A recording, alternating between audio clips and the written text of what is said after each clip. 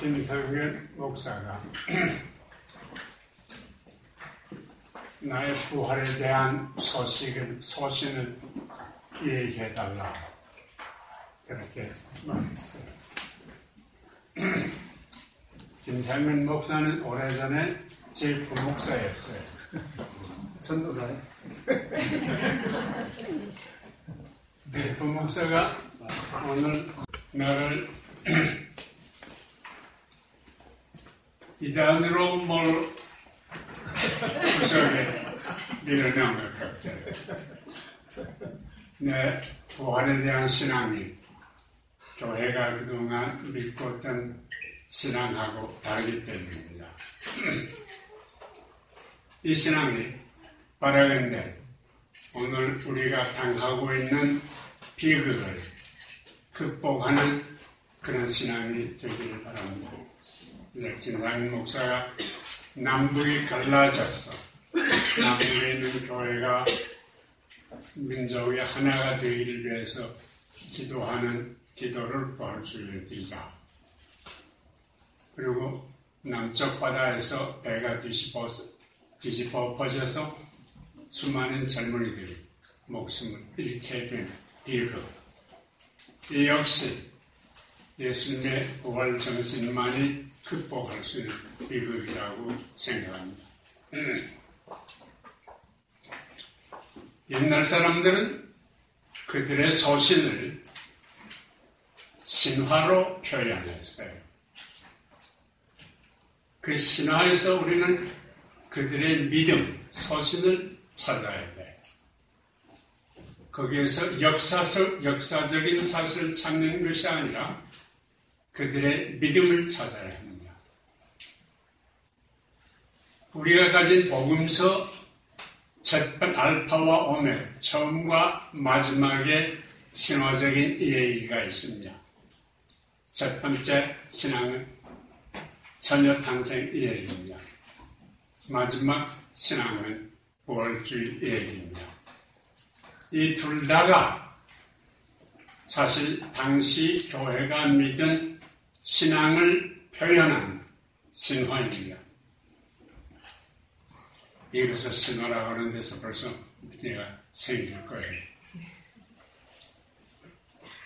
우리 먼저 마태복음의 출생 설화를 한번 생각해 보십시오. 출생 설화는 누가복음하고 마태복음이 있어요. 이것을 비교해 보면 완전히 다릅니다. 그러나 같은 것도 있습니다. 마태복음, 누가복음 모두가 예수님은 베들레헴에 태어났다고 그렇게 말합니다. 베들레헴에 태어났다고 하는 말은 예수님은 다윗의 후손이라고 하는 그들의 신앙 고백입니다. 어떻게 베들레헴에 태어났느냐 하는 것은 누가복음하고 마태복음이 완전히 다릅니다. 마태복음에 의하면 요셉과 마리아는 베들레헴에 살았습니다. 그러나 누가복음에 보면 요셉과 마리아가 갓 나사렛에서 살았습니다. 벌써 거기서 달라집니다. 예수님은 베들레헴에서 첫 마리아와 요셉 사이에서 태어났는데 그러자 동방예 박사 4사람이 찾아와서 황금, 유황, 모략을 드렸다고 합니다. 그러나 누가복음에 보면 동방 박사는 없습니다. 들여치던 목자들이 와서 그에게 경배했다. 이렇게 말합니다. 왜 이런 차이가 있느냐? 여기에 큰 질문이 생깁니다. 마태복음 기자는 예수님은 유대나라의 왕일 뿐만 아니라 온 인류의 왕이다. 그런 뜻입니다. 마태복음 기자는 그렇게 믿었습니다. 그러나 누가복음 기자는 동방박사가 없습니다. 들여치던 목자들이 와서 경배를 드렸다. 그렇게 말합니다. 이 얘기는 사실 누가는 의사예요. 당시 의사는 병자들을 고치는데 밑바닥 사람들이 병자들이 더 많습니다. 그래서 누가는 밑바닥 사람들에게 대한 동정이 있습니다. 예수님은 이런 사람들을 위해서 오셨다. 그런 소식입니다. 그래서 동방 박사들이 와서 예배 드리는 것으로 됐습니다.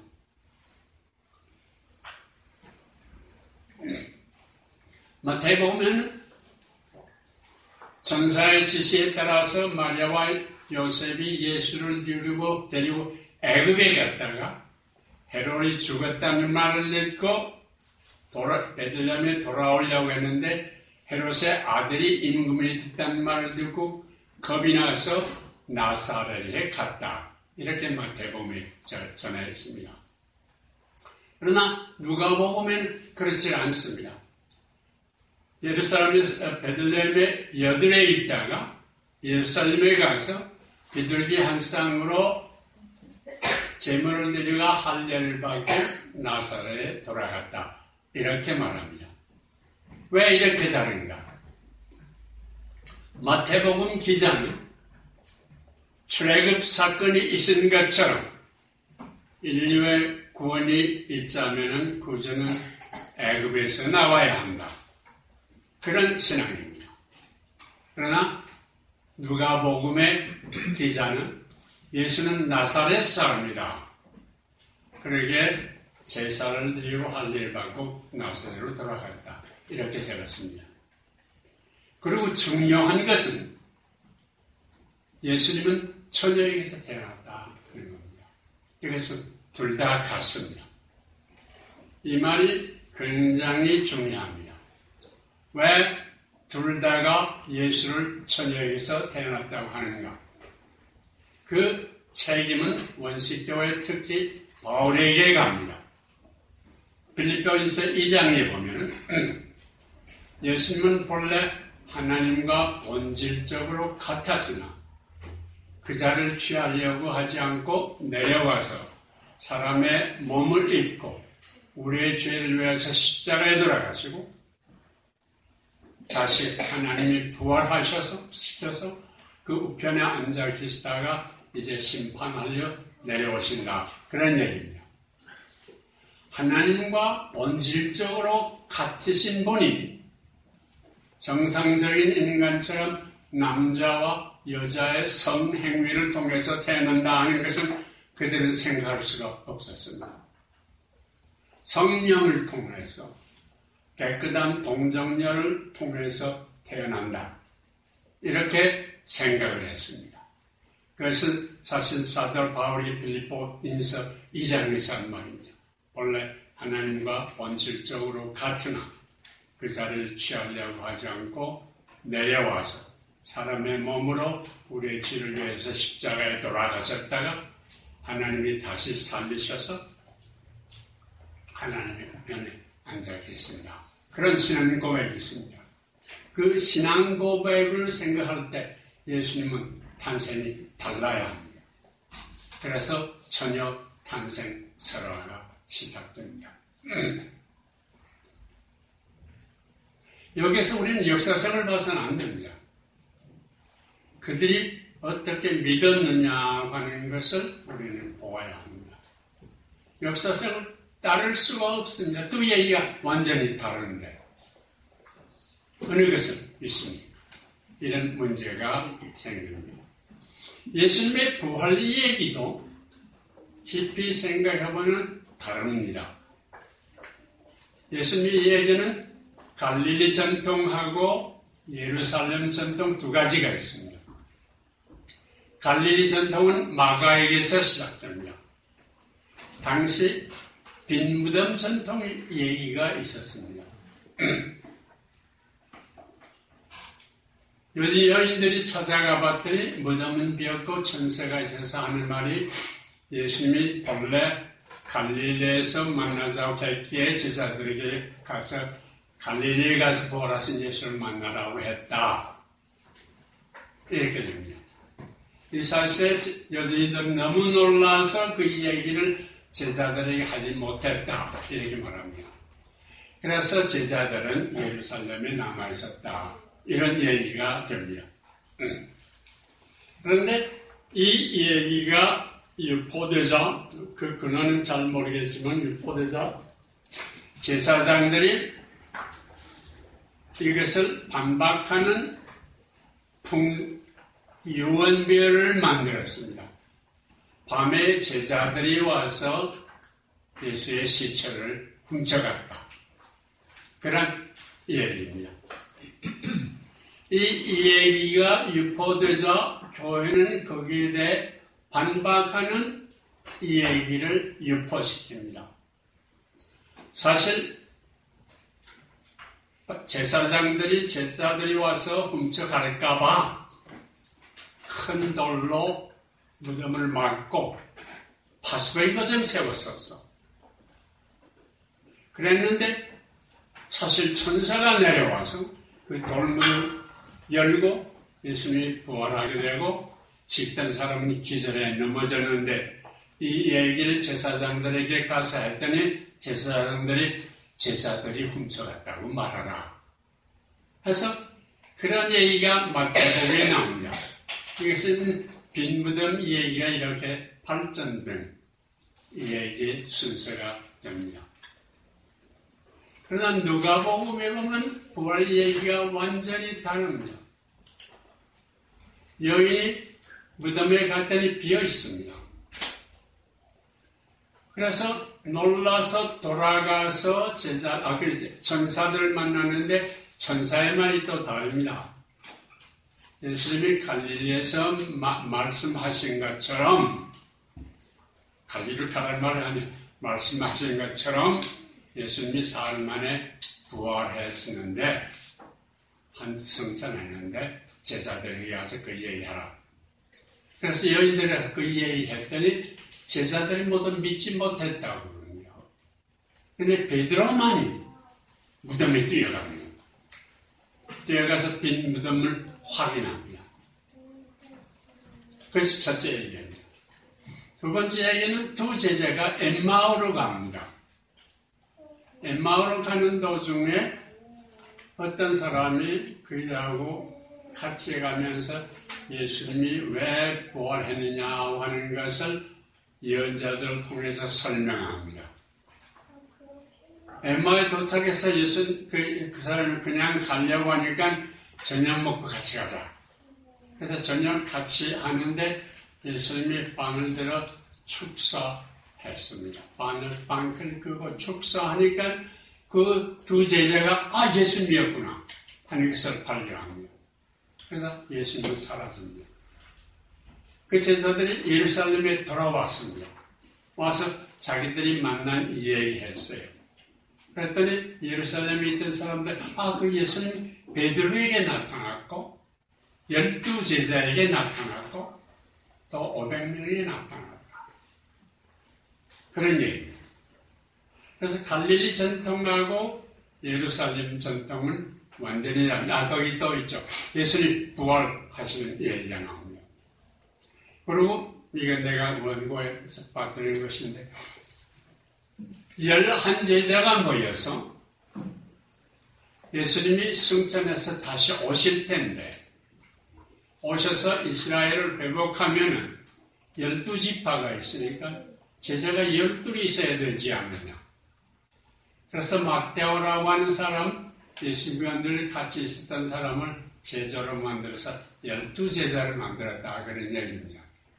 이 얘기는 예수님이 재림하셔서 다윗 왕조를 회복하면 12지파를 다스려야 한다. 그런 신앙이 예루살렘 교회에 있었다. 그런 얘기입니다. 그런데 마태복음, 누가복음, 마가복음의 생각을 이어받은 마태복음에는요, 예수님의 제자들이 갈릴리에서 만나요. 약속한 상에서 만납니다. 거기서 예수님이 제자들에게 말합니다. 너희들이 내 삶과 가르침으로 깨달은 모든 깨달음 땅 끝까지 이뤄서 전해라. 그렇게 말합니다. 하나는 땅끝까지 전하라는 말이 있고 하나는 올라갔다 내려와서 다윗 왕국을 회복한다 하는 이야기입니다. 이 두 완전히 다른 부활 이야기입니다. 어느 것을 믿습니까? 이것은 역사적인 사실이기보다도 예루살렘 교회 신앙과 갈릴리 교회 신앙이 다르다는 것을 말하는 것입니다. 그럼 역사적인 사실은 뭐냐?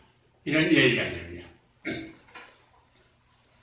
바울은 예수님이 하나님과 본질적으로 같은 분인데 땅 위에 오셔서 십자가에 달리신 까닭은 우리들의 죄를 사해 주기 위해서 오셨다. 예수님은 속죄제물이 되게 하셨다. 그런데 하나님이 다시 살렸다. 사실 하나님이 다시 살려야 해요. 만약에 스스로 신이라고 하는 로마 황제가 십자가에 달려서 죽인 예수가 다시 살아나지 않으면 로마 황제가 여호와 하나님보다 더 힘이 있는 사람입니다. 부활해야 돼요. 그래야 여호와 하나님이 참 하나님이 된다. 이런 신앙입니다. 그래서 본래 하나님과 동등된 사람인데 우리의 죄를 위해서 세상에 오셨다가 죽으셨다가 십자가에 돌아가서 죽으셨다가 하나님에게 돌아갔다 하는 것은 이런 역사적인 사실에 대한 교회 특히 바울의 해명입니다.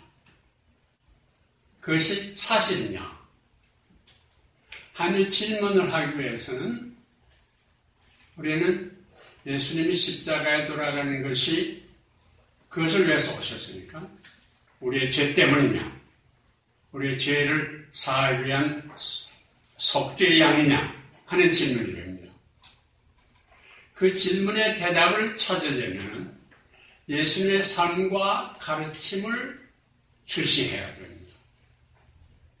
예수님 자신이 우리의 인류의 죄 때문에 죽는 것이다고 말씀하셨는지 하는 것을 찾아봐야 됩니다. 그런데 예수님의 삶과 가르침을 찾아보면 그런 흔적은 하나도 없습니다. 예수님의 삶의 핵심은 가던 길에서 돌아서라 하는 것입니다. 해결한 말이 그 말입니다. 가던 길에서 돌아서라. 너희들이 가는 길은 죽음의 길이다. 거기서 돌아서라. 넓은 길에서 돌아서서 좁은 길로 가라. 넓은 길은 죽음으로 가는 길이다. 그것이 예수님의 가르침이에요. 예수님은 그렇게 가르치실 뿐만 아니라 그이들이 돌아서서 깨닫고 돌아서서 좁은 길로 생명의 길로 가도록 이끄시는 일을 하셨어요. 그들이 그동안 믿던 것을 다 버리고 이렇게 살아야 하는 것이구나 하는 것을 깨닫고 가는 길에서 돌아서게 하는 일. 그것이 예수님의 메시지요. 예수님의 삶입니다. 그 삶은 예수님은 첫째로 갈릴리에 가서 하셨어요. 죄인 취급을 당하는 농토에서 쫓겨난 거지가 된 여성들은 몸을 파는 젊은이들은 독립군에 나가는 이 갈릴리에 찾아가셨어요. 그 사람들 천대받는 서러움에 찬 분노에 찬 한에 찬 사람들이에요. 예수님은 그들을 찾아가서 인간 대접을 받지 못하는 그들을 찾아가서 인간 대접을 했어요. 꼭 같은 형제제모로 취급했어요. 그들을 지극히 사랑하셔서 그들에게 필요한 것을 주셨어요. 먹을 것을 주시고 병을 고쳐주시고 죄책감에 사로잡혀 있는 사람들에게 죄의 용서함을 선포하시고 그래서 그들이 돌아오게 하셨어요. 그러면서 예수님이 드신 비유가 참 기가 막힙니다. 그것은 탕자의 비유예요. 예수님은 하나님을 아버지라고 그러는데 한 아버지에게 두 아들이 있는데 둘째 아들이 아버지의 명령을 거역하고 나가서 방탕하게 살았어요. 사실 하나님의 뜻을 어긴 죄인입니다. 깨닫고 돌아왔어요. 돌아왔더니 아버지는 하나도 추궁하지 않았어요. 내가 잘못했지 하는 말도 하시지 않았어요. 요한복음에 니고데모가 있죠? 밤에 예수를 찾아왔어요. 낮에 오면 비난을 받을까 봐. 예수에게 와서 새로운 생명의 얘기를 들으려고 예수님이 거듭나라 그랬어요. 그것이 바로 그거예요. 거듭난다니까 가던 길에서 돌아서라 그 말이에요. 다윗 문화를 버리라 그거예요. 그 젊은이가 어떻게 거듭납니까? 하고 돌아가. 그런 사람이 사실 여기저기에 있습니다. 예루살렘 도성에도 여기저기에 있습니다. 예수는 그것이 마음이 아팠어요. 어떻게 하면 저들도 깨닫게 할 수 있을까? 어떻게 저들도 깨닫게 할 수 있을까? 그것이 늘 예수님의 마음의 숙제였어요. 그런데 한번 그것을 깨닫는 계기가 생겼습니다. 갈릴리에는 바리새파 사람들이 예수님의 악령을 쫓고 기적을 행하니까 감당할 수가 없어서 예루살렘에 학자를 보내달라고 했어요. 그래서 높은 학자가 갈릴리에 와서 봤더니 예수님이 정말 기적을 행한단 말이에요. 그걸 부인할 수가 없습니다. 그래서 유언비어를 만들었어요. 마귀의 두목 바알세불의 힘으로서 악령을 내어 쫓는다 하고 유언비어를 만들었습니다. 그 유언비어가 펴졌으며 예루살렘에서 내려온 권위 있는 학자가 말하기에 영향력이 있었어요.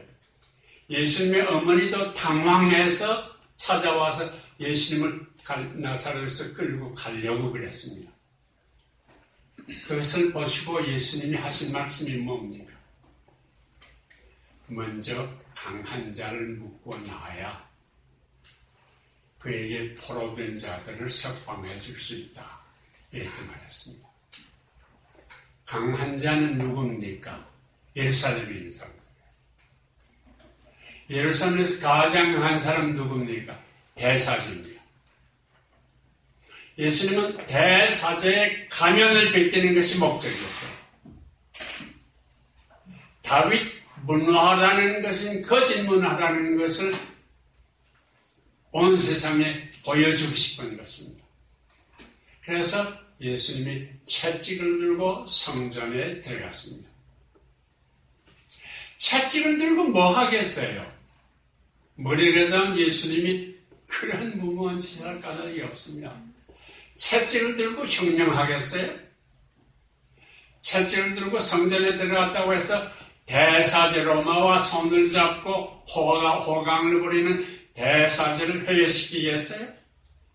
아니에요. 이것은 예수님의 말하자면 자살행위입니다. 죽음으로 향해 들어가는 일입니다. 그러니까 십자가는요, 피동적인 고난이 아닙니다. 예수님이 선택한 고난입니다. 그래서 대사제의 가면을 벗겼더니 온 천하가 캄캄해졌다고 그럽니다. 그것도 상징적인 표현입니다. 메시아가 오면 모든 것을 해줄 수 있다고 했는데 아니라는 것이 드러나는 것입니다. 캄캄해졌다. 어떻게 하는 것이냐. 사흘이 지난 동안 그에 다시 사신 예수님의 영이 제자들 속에 물들 속에 들어가서 하루에 3,000명씩 회개했다. 이런 얘기입니다. 그러고 보면 예수님의 죽음은 다윗 왕조의 문화에 사로잡힌 사람들을 각성하기 위한 각성행위입니다. 각성교육이에요. 그러니까 예수님의 부활 얘기가 완전히 달라집니다.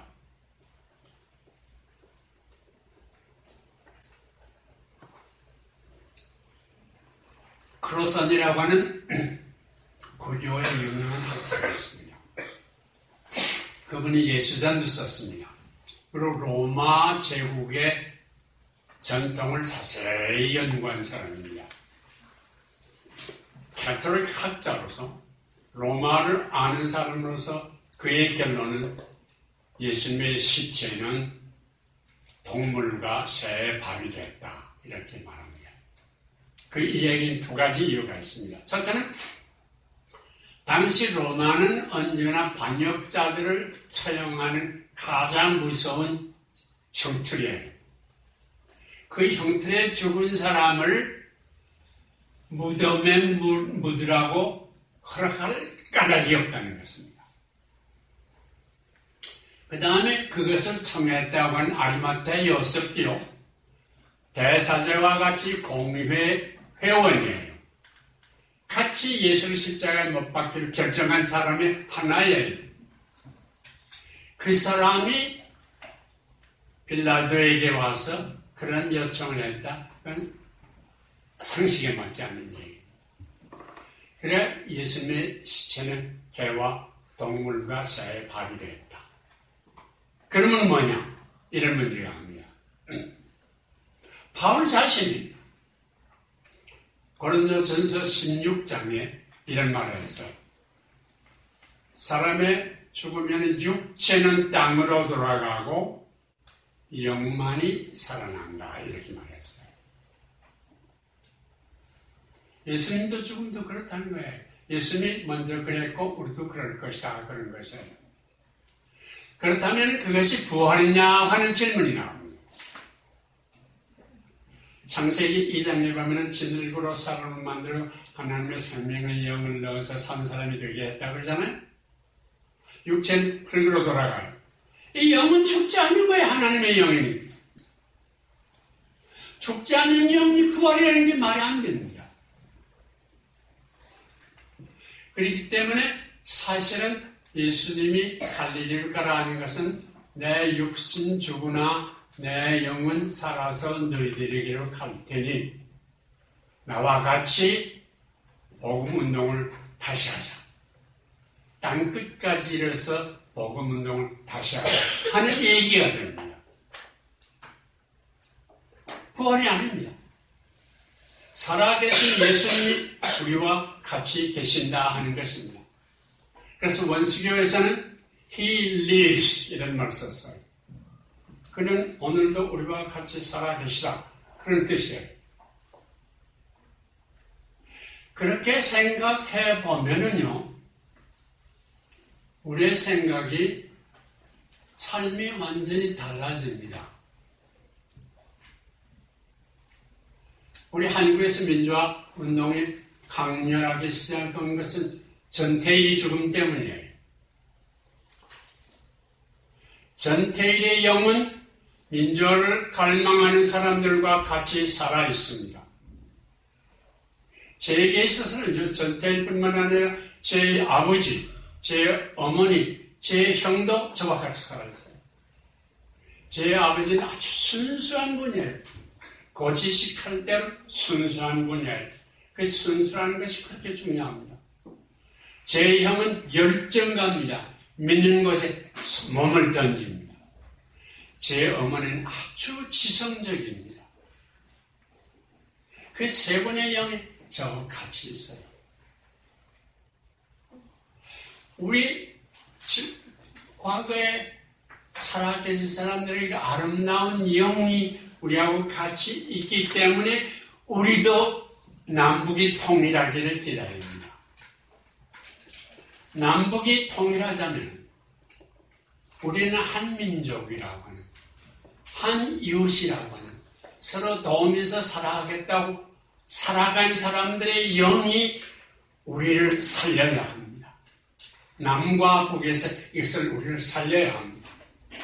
그 영이 살아날 때 우리가 통일합니다. 근데 문제는 오늘도 다윗 왕조와 같은 거짓 문화가 우리를 사로잡고 있습니다. 그건 사는 문화입니다. 많이 소유하면 되는 줄 압니다. 그것을 위해서 힘을 잡습니다. 힘을 잡고 수탈을 합니다. 그것이 다윗 왕자가 한 것입니다. 이것에서 탈출하고 참된 생명을 위해서 목숨을 던진 그들의 영과 더불어 예수님을 위시해서 그들의 영과 더불어 우리가 나갈 때 사회가 편해지고 남북이 통일된다. 그런 얘기입니다. 그는 살아 계시는 분입니다. 그것이 부활 정신입니다. 그분과 같이 여러분도 살아 계시기를 바랍니다.